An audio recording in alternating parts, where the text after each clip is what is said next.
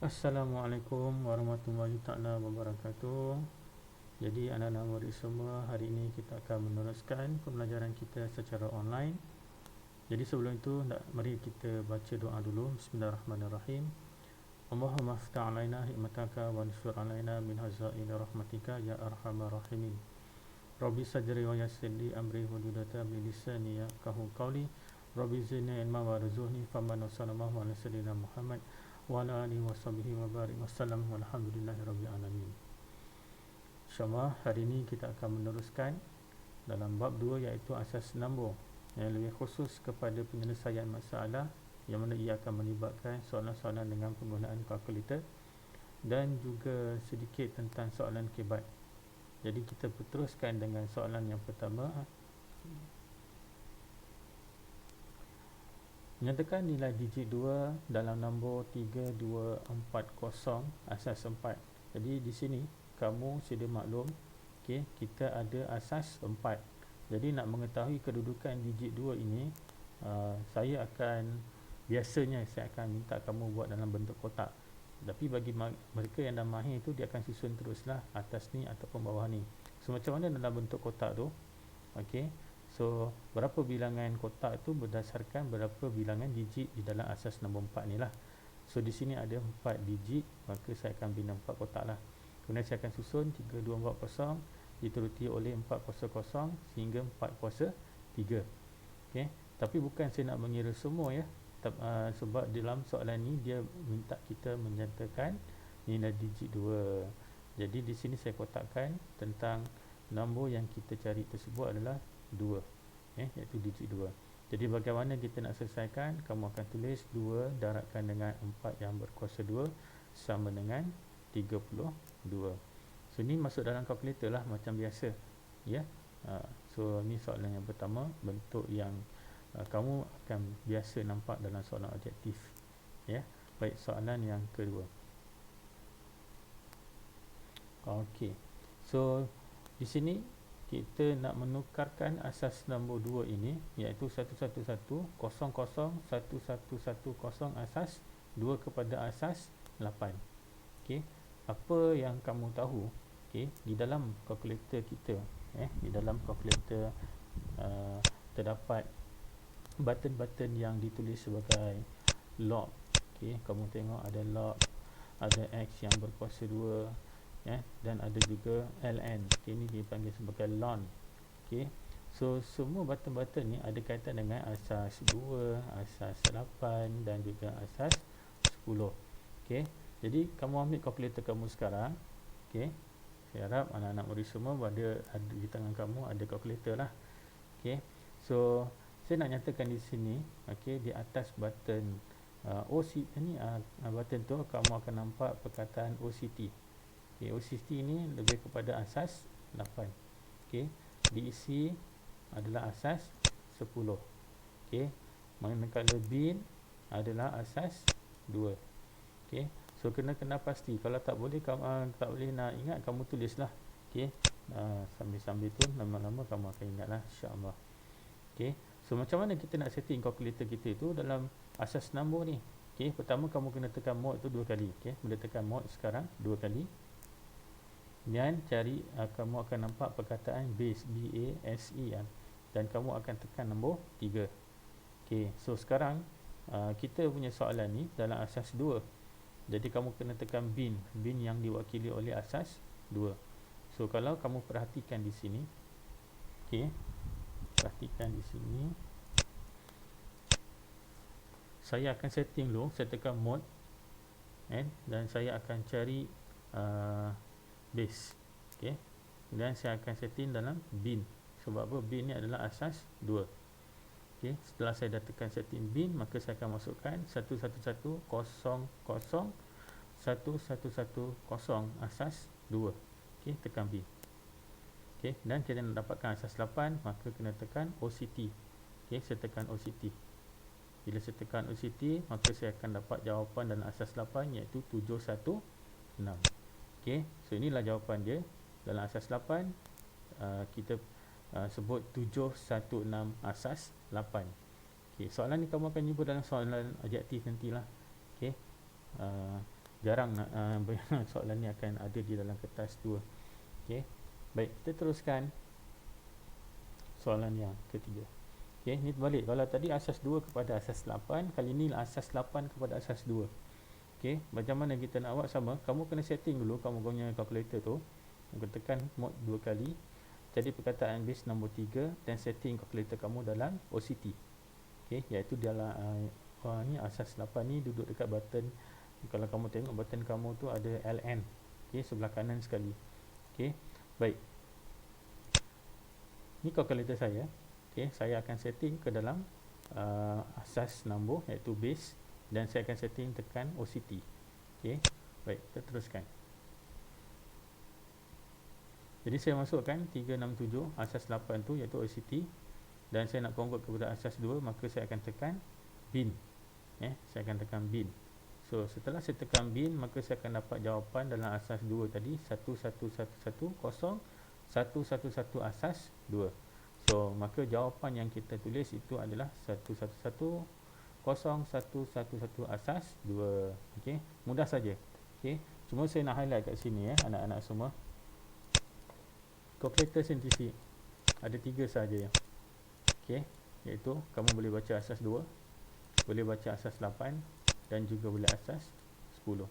Okey, selain daripada asas-asas ni, maka kamu kena guna kaedah manual lah. Sama ada kamu akan buat kotak dan juga bahagi. Okey, so apa jua sekalipun berlaku antara kedua-dua ni, kamu kena tukar kepada asas 10 terlebih dahulu. Okey, so nanti kita tengok contoh seterusnya, insya-Allah. Baik. Soalan seterusnya. Okey, tukarkan nombor 287 asas 9 kepada asas 7. So kalau kamu perhatikan di sini, okey, asas 9 dan juga asas 7. So kedua-dua asas ni tidak berada dalam kalkulator. Maka saya kena tukarkan terlebih dahulu kepada asas 10, baru saya dapatkan asas 7. So tukarkan 287 asas 9 ni kepada asas 10 terlebih dahulu. Okey, asas 10. Okey, bila berlaku situasi macam ni, ini kata kunci kamu. Tukar kepada asas 10. Okey, kenapa asas 10? Sebab mudah kita nak tahu apakah nombor 287 ni dalam asas 10. Okey, asas 10 ni adalah rutin harian yang kita sebut. Okey, seperti tahun, okey 2020, seperti umur saya 25. Okey, contohlah. Baik. Kemudian jawapan dalam asas 10 akan dibahagi dengan 7. Okey, kenapa dengan 7? Sebab nak dapatkan asas yang pelbagai, maka kena bahagi dengan nombor tersebut. Okey, kamu boleh rujuk video saya yang sebelum ni, bagaimana penukaran asas yang pelbagai kepada yang pelbagai. Baik, ada 3 kotak. Sebab apa kita ada 3 digit di sini, 2, 8 dan 7. Maka saya letak 900, kuasa 1 dan kuasa 2. Dan saya akan darabkan dia dan tambah. Maka inilah jawapan saya dalam asas 10 kita panggil sebagai 241. Okey. So bila kita dah dapat convert kepada asas 10 yang kita nak ni, baru kita akan tukar kepada asas 7. Macam mana nak tukar kepada asas 7? Maka kita kena bahagikan ia dengan sifar 7. So mudah saja, kamu tengok di sini 241 dibahagi dengan 7. Okey, macam mana saya boleh dapat 238 ni? Okey. Jadi nak tahu macam mana saya boleh dapat 238 ni, kamu buat 241 tadi. Okey, ambil kalkulator masing-masing dan cuba tekan 241 tadi. Okey, baik, bahagikan dengan 7. Kamu akan dapat 34 perpuluhan something. Okey, jadi buang yang perpuluhan yang di belakang semua tu, kamu ambil kepala dia saja iaitu 34 letak di sini. Okey, so bila kamu letak 34 di sini dan cuba kamu darabkan dengan 7. Okey, kamu akan dapat 238. Okey, so tu kaedah dia lah, nak paling mudah lah. Okey, so antara 238 dengan 241, berapakah perbezaan antara kedua-dua nombor ini? Okey, dia 3. Bila 3 tu kamu letak di sebelah ini. Okey, so benda ni berulang. Okey, berulang sehinggalah kamu akan dapat kosong. Okey, so kita mulakan dengan 34 lah. Dalam sifar 7 ni tak ada 34. Okey, so yang paling hampir adalah 28. So macam mana saya nak tahu 4 ni? Senang je. 34 ni kamu bahagikan dengan 7, kamu akan dapat 4 perpuluhan something something. Okey, yang di belakang perpuluhan semua tu kamu buang, kamu ambil kepalanya sahaja, iaitu 4. So 4 darab dengan 7 sama dengan 28. Okey, so 28 tu, okey, perbezaan antara 28 dengan 34 ini iaitu 6 letak di sebelah 4. Okey, so benda ni berterusan sehingga kamu dapat kosong. Kenapa kosong? Sebab dalam sifir 7 ni tiada 4. Yang paling hampir adalah kosong. Jadi perbezaan kosong dengan 4 tadi iaitu 4, dan kamu akan tulis dari bawah ke atas. Okey, jadi maka jawapan yang kamu dapat itu adalah 4, 6, 3 asas 7. So ini kaedah. Okey, sekiranya asas nombor yang kita dapat itu dalam soalan itu tidak ada dalam kalkulator, maka kamu kena pasti inilah kaedah dia. Apa pun sekalipun, okey, kamu kena tukar kepada asas 10 dulu. Okey, jom untuk soalan seterusnya, mari kita tengok. Okey, so hitung nilai yang berikutlah. So 111 asas 2 tambah 1110 asas 2. So ni mudah sahajalah. Kalau saya akan guna kalkulator lah. Okey, so macam mana nak setting ni? Kita kena setting dalam asas 2. Okey, so ini hint dia. Okey, dalam asas 2 iaitu bin. So pastikan kalkulator kamu tekan mode 2 kali dan tekan base iaitu 3 dan setting kepada bin. Kenapa bin? Adalah bin asas 2. Okey. Baik, kita tengok caranya. Okey, so saya akan setting ke dalam bin. Okey, kemudian saya akan masukkan nilai 111 asas 2 iaitu bin lah. Tambahkan dengan 1110 asas 2 juga iaitu bin, dan saya tekan sama dengan lah. Maka ini dah jawapan saya iaitu 10101. Okey, so ingat, kalau asas 2 ke asas 8 dan juga asas 10 kita boleh guna kalkulator, tak ada masalah. So ni jawapan saya. Okey, baik, saya harap semua jelas kaedah yang kita gunakan ni lah untuk kaedah kalkulator. Baik, seterusnya 140 asas 7 ditambahkan dengan 302 asas 7. So di sini kedua-dua asas nombor ini iaitu 7 itu tidak ada dalam kalkulator. Jadi cara yang berkesan macam saya cakap tadi, tukarkan kedua-dua nombor ini. Okey, tukarkan kedua-dua nombor ini ke dalam asas 10 terlebih dahulu. Bagus.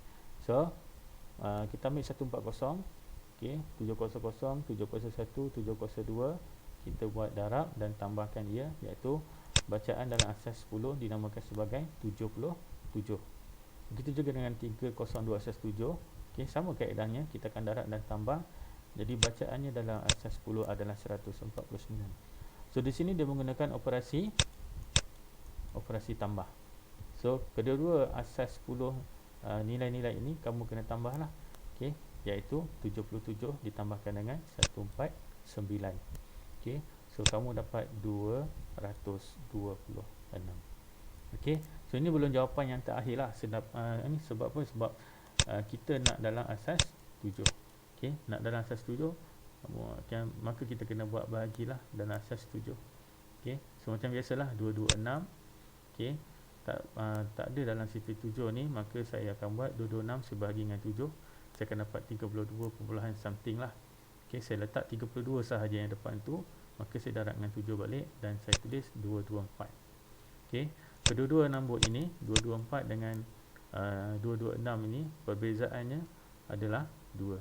Okey, saya letak sebelah 32. Okey.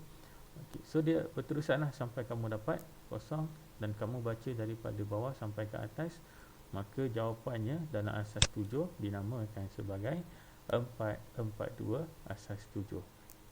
Okey, so mudah saja tukarkan ia dalam bentuk asas 10.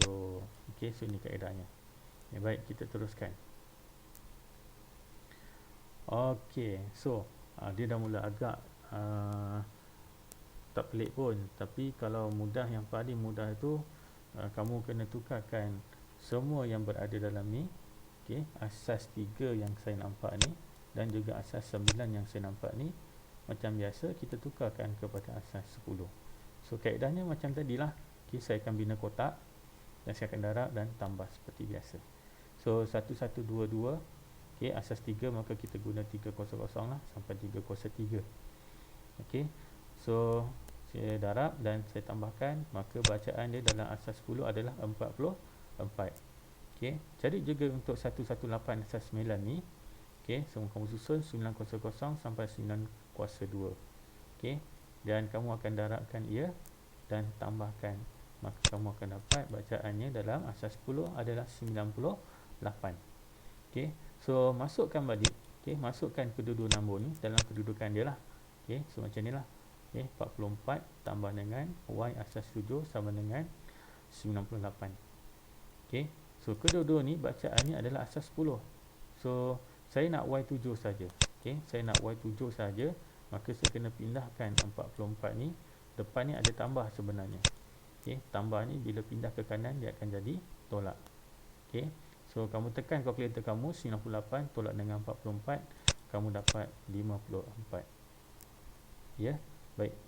Jadi ini belum selesai lagi. Kenapa saya kata belum selesai? Sebab 54 ini adalah asas 10. Okay, sedangkan jawapan yang kita nak tu Y yang ada dalam asas 7.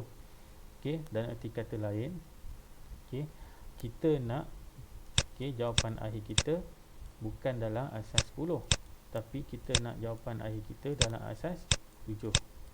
Okay, so macam mana kaedahnya? Kena bahagilah. Sebab apa? Nak dapatkan asas nombor yang pelbagai, maka kena guna kaedah bahagi.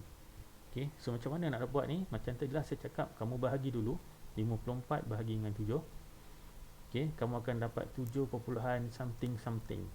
Alright, yang perpuluhan yang belakang semua tu kamu tak payah ambil lah, kamu ambil 7 saja, iaitu 7 darab 7 adalah 49. Jadi 49 dengan 54 ni bezanya adalah 5, kamu tulis di bawah ni. Okay, begitu dengan 7 ni. Okay, dalam sifar 7 ada 7, maka yang paling dekat adalah 1 kali dengan 7 adalah 7. 7 dengan 7 di sini perbezaannya adalah kosong, kamu letak bawah ni. Buat sampai habis, iaitu sampai kosong. Jadi kosong darab 7, kosong. Kosong dengan 1 perbezaannya adalah 1. So baca dari bawah ke atas, kamu akan dapat 105 dalam asas 7. Okay, so mudah kan? Okay, kalau dapat situasi soalan yang bentuk yang sebegini, tolak ke, tambah ke, mungkin juga kamu akan dapat dalam keadaan dia darab, okay, bahagi. Jadi kaedahnya adalah kamu tukarkan dulu dalam asas 10. Okay, baik, teruskan. Okay, soalan ni saya rasa kamu dah biasa nampak lah. Okay, kalau kamu dah biasa buat soalan ni, saya ambil daripada buku teks. Okay, kita bincangkan di sini soalan yang berbentuk kibat. Okay, jumlah pelawat yang mengunjungi zoo negara pada bulan Januari adalah sebanyak 20205 asas 5. Okay, 20202 asas 5. So sekarang ni bilangan orang yang masuk ke dalam zoo tu adalah bernilai 20202 asas 5. Okay, so ini asas 5, jadi kita tak tahu asas 10 ni berapa. Okay, berapakah purata? Okay, nampak ni dia kata tanya purata. Purata bilangan pelawat yang mengunjungi zoo negara pada bulan Januari jika zoo negara dibuka setiap hari. Berikan jawapan dalam asas 5. So saya hintkan di sini.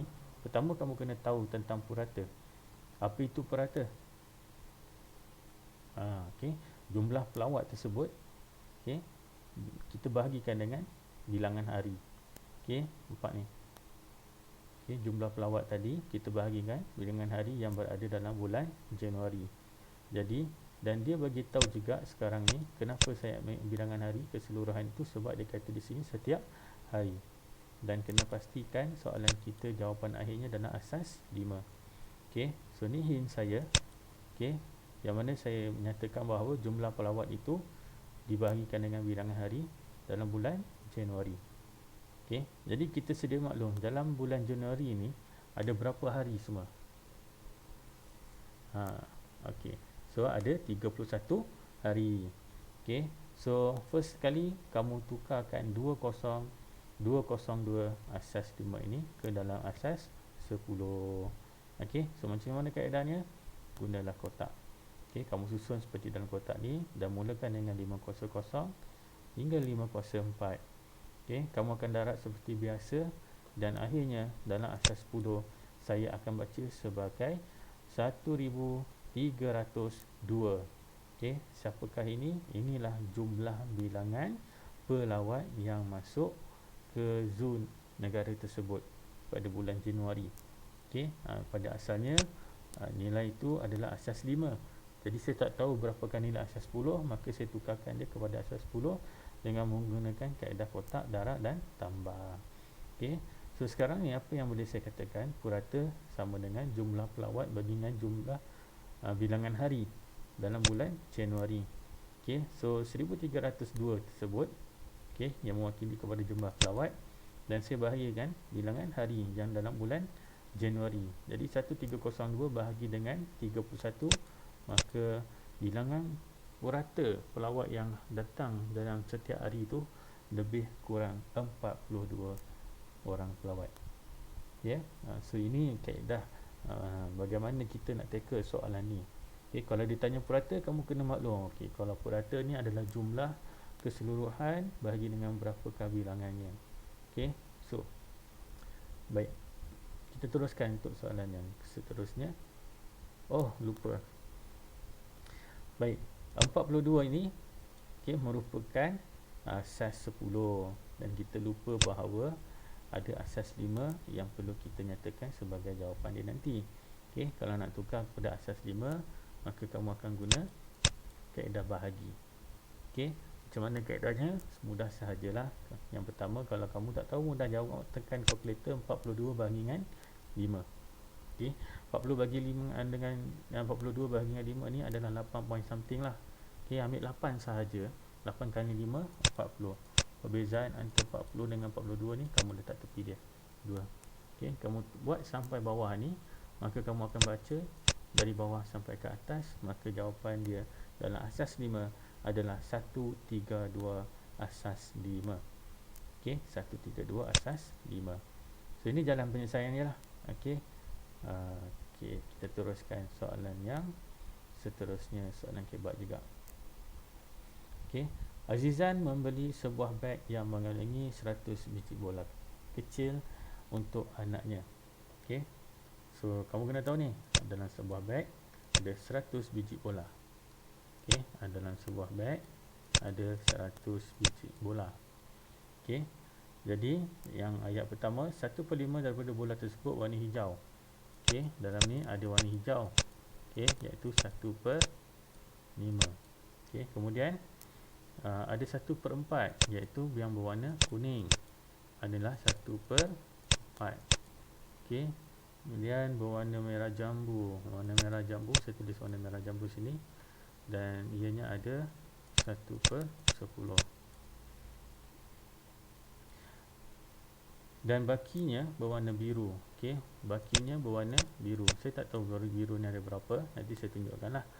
Baik, berapakah bilangan bola berwarna biru dalam asas 8? So ada dua benda ni lah. Pertama sekali, kamu kena kira dulu bilangan bola yang berwarna biru, dan seterusnya jawapan tu kena buat dalam asas 8. Okey, ini kemahiran yang kamu dah belajar masa tahun 6 lah, iaitu pecahan. Okey, baik, kita teruskan. Macam mana nak dapatkan bilangan bola biru ni?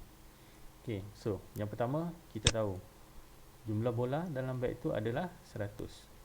Okey, dan bagaimana nak dapatkan bola berwarna hijau ni? Kamu buat 1/5 darabkan dengan 100. Sebab apa? 1/5 daripada keseluruhan itu, iaitu 100, kena darab lah. Jadi kamu dapat 20. Begitu juga dengan bola kuning. Okey, 1/4 daripada jumlah keseluruhan itu adalah 25. Maka kamu kena darab lah. Okey, merah jambu ada 1/10, darabkan dengan 100, maka kamu dapat 10. Okey, so ada dua cara, sama ada kamu nak jumlahkan keseluruhan ini ataupun kamu boleh buat terus begini. Okey, bola biru, okey, sama dengan jumlah keseluruhan itu, tolakkan dengan bola hijau, bola kuning dengan bola merah jambu. Okey, kamu akan dapat 45. Okey, ingat ya, 45 ini adalah asas 10. Okey, asas 10. Jadi daripada asas 10 ini kita nak tukar kepada asas 8. Okey, nampak ni saya dah ringkaskan. Pada asas 10 saya nak tukar kepada asas 8. Okey, guna kalkulator. Oleh kerana asas 10 dan asas 8 terdapat di dalam kalkulator. Okey, so lihat video ni. Okey, so ni hint kamu. Pastikan kamu dah setting kalkulator kamu. Okey, tekan mode 2 kali, tekan base iaitu nombor 3 dan setting kepada DEC. Kenapa DEC? Sebab DEC itu adalah asas 10 yang kita nak masukkan 45 ni. Okey, so kita play. Baik, so kamu akan perasan, okey, kamu nampak di situ saya masukkan nilai 45 dalam asas 10. Okey, dan saya convert kepada asas 8, tekan OCT, iaitu jawapan kita adalah 55. Maka jawapan kita dalam asas 8 adalah 55 asas 8. Okey, so konsepnya di sini, okey, konsepnya di sini adalah bagaimana kita nak dapatkan bilangan tersebut. Bilangan. Okey, kalau dia bagi dalam bentuk pecahan macam ni, kamu jangan takut. Okey, mudah je. Yang pastinya dia mesti bagi berapa jumlah bilangan keseluruhan itu. Okey, so kamu darablah, darab satu persatu. Okey, baik, kita teruskan soalan yang seterusnya. Okey, ni baju batik lah. Kisendran membeli sehelai kemeja batik dengan potongan diskaun sebanyak 25%. Okey, harga asal kemeja tersebut ialah 220 asas 4. Okey, ni harga asal ni. Okey, sebelum diskaun. Berapakah harga kemeja tersebut selepas potongan diskaun? Dalam asas 7. So sekarang ni ada dua lah. Pertama sekali, kamu kena dapatkan harga selepas potongan diskaun tu. Dan kedua, kamu kena dapatkan harga dalam asas 7. So pastikan kamu kena tahu dulu 220 asas 4 ni sebenarnya dalam asas 10 ni berapa. Jadi macam mana kita nak dapat nilai ini dalam asas 10? Ya, kita kena guna kalkulator. Kita kena guna kotak. Okey, darab dan tambah. So dapatkan harga tersebut di dalam asas 10. Bagaimana caranya? Guna kotak sebanyak 3 kotak dan masukkan. Okey, 220, 400, 401 dan 402. Okey, awak darabkan dan kamu dapat tahu bahawa harga asal bagi baju kemeja ini adalah RM40. Ni belum lagi kena diskaun. So ni harga asal dia lah. Okey, nampak? So diskaun dia bagi adalah 25% ataupun 25%. Jadi macam mana kita nak dapatkan harga potongan tersebut? 25% kamu darablah dengan 40. Jadi harganya untuk harga potongan itu adalah RM10. Maksudnya daripada RM40 tu dia telah dipotong sebanyak RM10, maka Kisindra ni dia akan bayar sebanyak RM30. Okey, maka harga selepas diskaun itu iaitu RM40 harga asal, tolakkan harga diskaun iaitu RM10, maka jawapannya untuk harga yang akan Kisindra bayar itu adalah RM30. Okey, tetapi ini dalam asas 10. Okey, dalam soalan dia minta kita nyatakan dalam asas 7. Okey, macam mana nak tukar kepada asas 7 ni? Ya, kena guna kaedah bahagi. So 30 kamu bahagi dengan 7, kamu akan dapat 4 something. Okey, so 4 yang belakang-belakang tu awak ketepikanlah, awak ambil 4 saja. So 4 kali dengan 7, 28. Okey, perbezaan antara 28 dengan 30 adalah 2. Okey, so dalam sifar 7 tiada 4. Yang paling hampir adalah kosong. So kosong darab dengan 7, kosong. Perbezaan kosong dengan 4 adalah 4. So baca dari bawah sampai atas, maka jawapan kamu adalah 42 asas 7. Jadi jawapan kita dalam asas 7 itu adalah RM 42 asas 7. Jadi itu saja anak-anak semua hari ini. Okey, secara ringkas apa yang perlu kita fokuskan dalam soalan-soalan dalam kaedah penukaran guna kalkulator, soalan-soalan kebat. Jadi saya harap dengan video ini dapat membantu kamu untuk buat revision, oleh kerana kita pun dah berada dalam PKPD. Jadi saya harap anak-anak semua dapat study dengan bersungguh-sungguh, insya-Allah. Okey, akhir kata ada satu mutiara kata daripada saya: orang yang mempunyai matlamat tahu ke mana arah tuju kehidupan mereka. Jadi kamu kena letakkan matlamat kamu dalam kehidupan kita ni, kita nak jadi apa. Fikirkan 10 tahun akan datang apa kita nak jadi, 5 tahun akan datang apa kita nak jadi. Maksudnya kamu kena bersedia awal, setting dalam kehidupan kita ni, kita kena buat susunan. Okay? Jadi itu saja hari ini. Jadi kita jumpa lagi dalam video seterusnya. Okay, insya-Allah akan datang ni, dan nantikan video saya. Terima kasih. Assalamualaikum